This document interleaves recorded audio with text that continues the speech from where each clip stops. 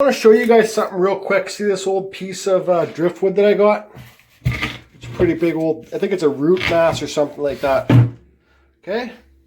But you can see how gray and old color it looked, and it just looked like a shitty old thing.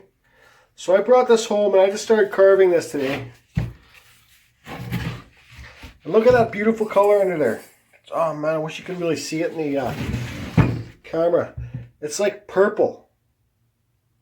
So you know what I mean? When you see an old shitty piece of wood that looks like this,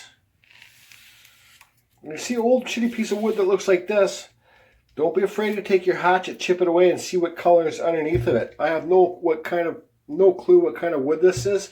That purple color might be due to the ocean water, or who friggin' knows. But man, see, it's gonna be a waterfall for my pond. The water, I got a hole drilled there. The water's gonna come down here. Have a wood spirit face on there. I might carve something in here too. But we'll see if that purple color is in here too. But yeah, I just thought I'd share that with you guys. Look at that color. From this to this. So you can mix up, see how I got the white all around the nose and the mustache? Because you can mix up the colors, right? Make the purple really stand out. Check out Wolf Spirit now that I sanded and finished. Painted his eye red, his inside of his ear black, and the nose, nostril black.